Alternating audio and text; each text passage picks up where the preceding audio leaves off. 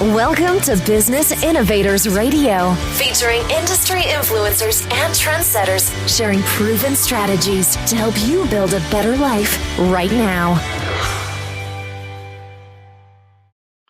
Well, hello and welcome to this episode of our program. This is Mike Saunders with Marketing Huddle, and today we have with us Andrew Gabbard with Joyco Productions. Welcome to the program, Andrew. Thank you. I'm glad to be here. Hey, so let's just jump right in and give us a little bit of a background on Joyco Productions. I know that you're a video production company, so give us a little bit of a history there and what type of projects that you work on. Yeah, so Joyco is a corporate video production company in the Denver area, and we do a whole lot of stuff. So we specialize in videos for businesses, whether that's internal or external communications. We've done everything from product demos to marketing videos to Kickstarter videos to HR videos with employee benefits explanation and new hire videos and training videos and all kinds of stuff. So we've had a lot of time to do a lot of different things. And I think our favorite is that corporate piece where we get to work with businesses. We also do live events as well, corporate conferences and concerts and that kind of thing. But we really love the communications piece, the B2B communications. Yeah, that's so important today because I think that a company needs to know and discover and build out their own voice, and sometimes that voicing is a video, because so many times those glossy trifold brochures only go so far, and people bounce from your website in 3 seconds. So having an engaging video really does that. And how long has Joyco Productions been doing these types of projects?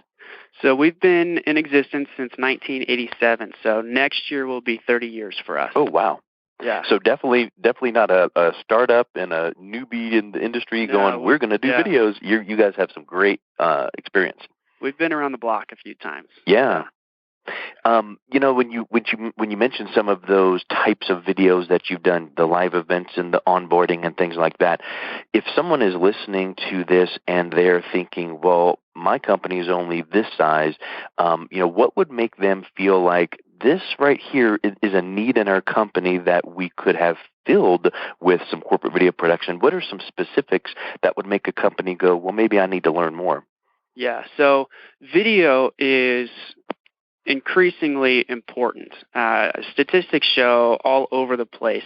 I mean, everyone is saying you need video. There's no dispute there. So within that, there are lots of options. There are inexpensive options, and then there are more professional and more expensive options. So the question is not, do they need video? Because the answer is going to be yes. The question is, what type of video and what are they looking to get out of it? Mm-hmm. I think that it's important for companies to answer the question, why am I making this video, and what does success look like? How would I define a successful video? What results do I need to see and whatnot? So the options are go to a kind of a one-man shop where they do everything for you. You could go to a business like ours where we've got guys dedicated to each part and they're experts at their own craft and do it very well, but that's going to cost you more. So we work with businesses that are a little healthier with their revenue because you pay for expertise. You said something really interesting, and I want to go a little deeper on that, which is the one-stop shop. Mm-hmm. In the industry, without mentioning competitors' names or anything like that, but is it common for video-type companies to only do certain parts of the project, and maybe a business would think in their mind, I need a video, so I'm going to call this company because I saw them being cheaper than other people, but they get that piece of the project and they don't really realize that it's just one part of it, and now where do I go to get the project finished? Or maybe it's not as effective as a full one-stop shop production could have been, and they end up spending the same amount anyway. Yeah, so what typically happens with the companies that we work with, and I'm talking medium-sized businesses and larger. We've done a lot with small businesses, but but typically what happens is they will go and find a company, and then the company will put all the pieces together. So each production company typically will do everything from start to finish. Now, how they do that and how much it costs is going to vary per company, but that's going to be, I think the biggest difference there is not necessarily which piece of the puzzle you're getting from the company, but it's how do they operate and how well are they going to do it? What's the final product going to look like? So typically, the one-stop shop is going to be most companies. The difference is it a one-man shop, or is it a full team of freelancers, a collective of freelancers, or is it a business that has everything in-house?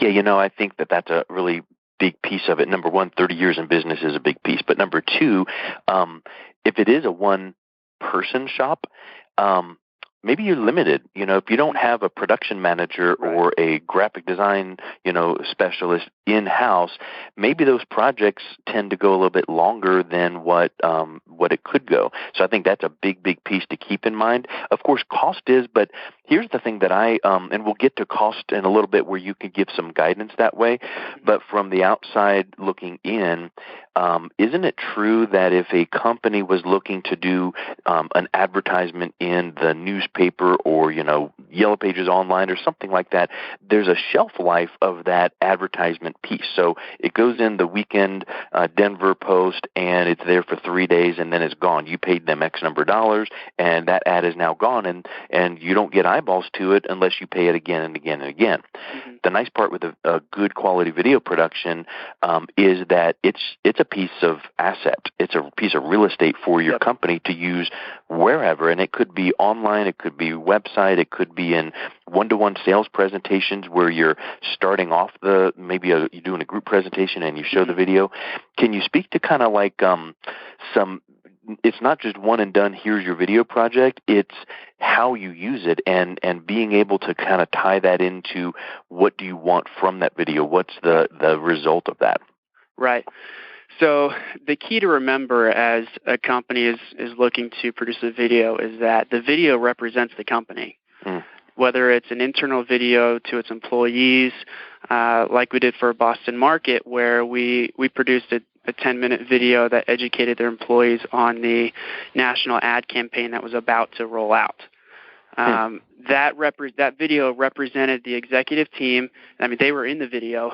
It represented the culture of the company, and it was another way for the top level to speak and communicate to the bottom level. And so it represents the company. In other videos, we've done videos for software companies. Like we have one here in Denver called Granicus, and they produce government software. And we have done software demo videos for them. And these videos are sales tools. They go on their website, and it represents the software, and you want to do that in the best light possible to increase sales. So the biggest thing to remember is that the video represents you or the company. And so I lost my train of thought. Well, I think you're making the point exactly right, which is like the Boston Market example. If they were having this big national campaign rollout and they chose to train all of their employees on how to roll it out, what to say, what to do, and all of those things. As we know, Boston Market is very large and they have many, many, many locations. So the executive team could have held rallies or town halls in multiple locations and said, okay, show up. We're going to show up here, and now they're going to do their pep rally and train people. And then now they're going to fly over to other places. So how did you find them using your project that helped them even with some efficiencies? Right, and that's the key. I think that the answer with the question that a lot of companies ask when they prepare to or they're thinking about producing a video for their company is, what's the return on investment? Yeah. And a lot of times with video, the return is not necessarily dollar figures, or it's not directly translated into dollar figures. Sometimes it is. Sometimes it's a sales video, and you want to see how many widgets you can sell. Other times, it's a time saver. we work with Towers Watson, which is a global HR firm, and we produce videos for their clients. And so for their clients, these HR videos are a time saver. It allows their HR representatives to be required to answer fewer questions. So they're spending less time on the phone with the employees of the company. They're having less meetings because these videos are explaining things. And so it gives their HR team more time to do the other tasks that are required of them. So there are lots of different methods of return that are not always dollar signs. But that probably is something we could talk on for about 4 hours, which is, ROI is not necessarily specific dollars returned. But let's take, for example, the ROI on the Boston Market project of time. Well, this executive team, and from what you mentioned, these were upper executives doing the training that were in the video. Well, if they decided to do these town hall type meetings in, let's just call it 3 regional areas, and they're flying, I don't care whether it's private jet or commercial, it doesn't matter. Yeah. They're going from place to place to place. It's probably, let's just pick 2 days per, 6 days of time if it's 3 regional, and I'm just being very, very, just picking out examples. I have no clue whether this is accurate. But what is the upper management's hourly rate, literally personal hourly rate to themselves personally or the company? So sending that whole team out for all of those days could have cost specific dollars, but more than that, in opportunity cost, because if they're here, they can't be there. If they're doing this project, they can't be executing something else new for the corporation. So you probably, if we had Boston Market executive team on the line right now, they probably could not quantify a specific dollar figure, but they would probably say a resounding, oh yeah, because it was just such a massive time saver, efficiency saver, and then probably just let's just think of it like this, just the energy level alone. Right. If you had to do your rah-rah meeting and the training thing, at some point you're like, okay, this is my 4th one. So I think that's a big piece that you make. Yeah, well, and then not only the energy level of the executives who are delivering the message, but part of the purpose of the video was to get the employees hyped about the campaign. And so you can do it all at once in a video where, they were able to send the video to each office, to each restaurant, and they were all able to watch it on their own time. And so they didn't necessarily take away time from their duties and responsibilities in their day-to-day, but they were able to watch it, and then they could learn about it and get excited about it. And then now the part of the return is that you have these employees that are ready to go and fired up about the new message that they need to be projecting to their customers.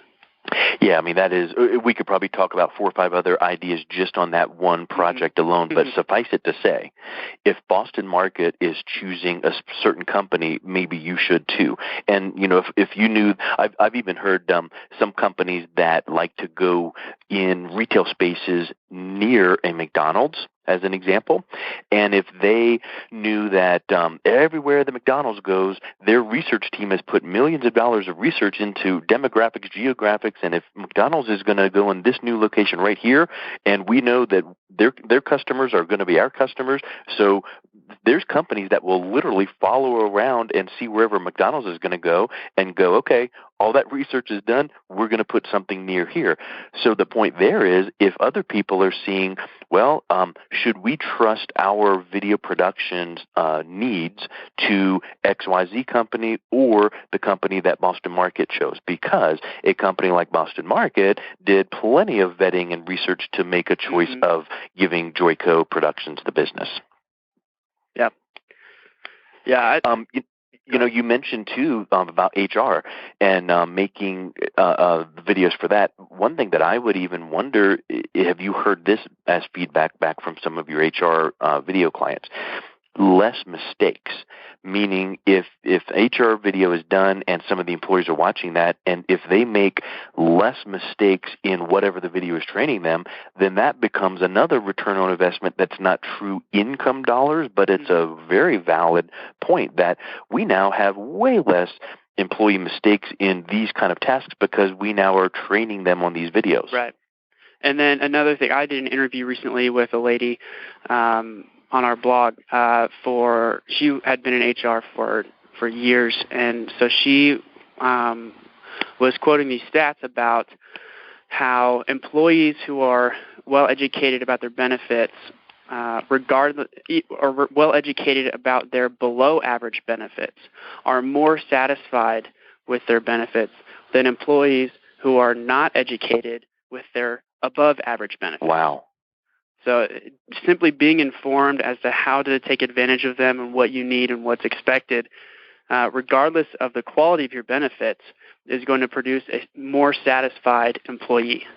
So can you imagine if a company has above average benefits and trains, and you know what I'm saying? I mean, if that formula is working, then you have a company that cares so much about their employees that they have above average benefits and they train them on that. Then you talk about employee retention, because employee turnover, from what I understand, is a massive cost to companies, because you've onboarded people and there's cost, and then when they leave, you have to go search and find and bring them on again. So these kinds of videos have the return on investment that are much, much higher to a company than just looking at the price tag of the video project. Right. Even though they may not be selling something, there is still a return. Yeah, because let's put it this way. You have a bucket with 10 holes in it. If you put way more water in it, you think, yay, new water, but it's flowing out the holes. But if you don't have new water coming in and all you did was plug up the 10 holes, that's way better than trying to fill it up with those new sales. So in that example, boy, you get a video production project that helps save time and reduce employee turnover, increase employee satisfaction, and reduce all of these kind of expenses and mistakes and things.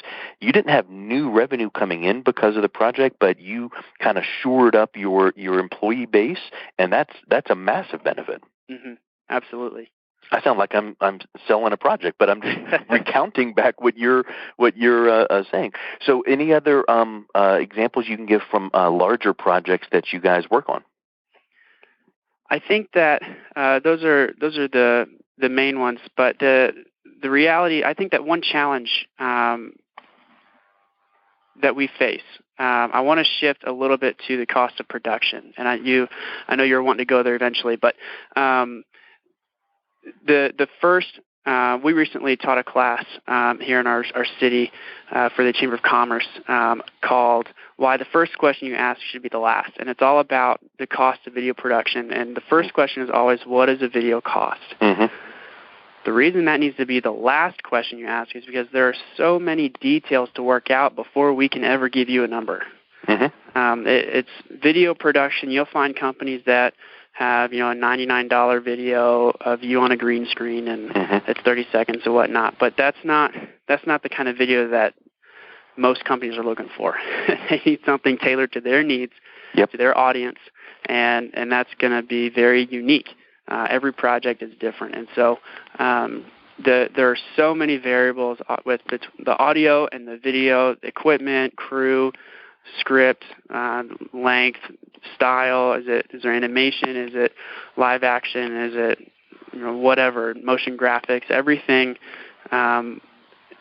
Everything is a variable and will impact the total cost, the expected cost. And then there are things that happen. How many rounds of edits, how many rounds of proofing do we need to do with the client? Are they going to want to look at it every step of the way? Or are they going to want to look at it once and then call it good? Or all that kind of stuff plays into the overall cost, and it's so hard to give a quote without knowing exactly what you're looking for. Because sometimes the company, it's like the old saying, you don't know what you don't know. Right. And when they are talking to you and you're asking the specific questions for the project, like, do you envision and do you need to have and are we going to need to provide, through that questioning process, would help you guys to be able to put together that quote, and maybe a couple of those points are ones that the company had never thought of that would impact the project. Right. There's so many different pieces, and it all comes down to what's the purpose of the video and what does a successful video look like? What are those metrics that you're trying to hit? And then from there you can move on to, okay, how do we see this playing out? And then you can ask yourself, what do we need? What's it going to take? And then we'll put a proposal together and we can start to talk numbers after that.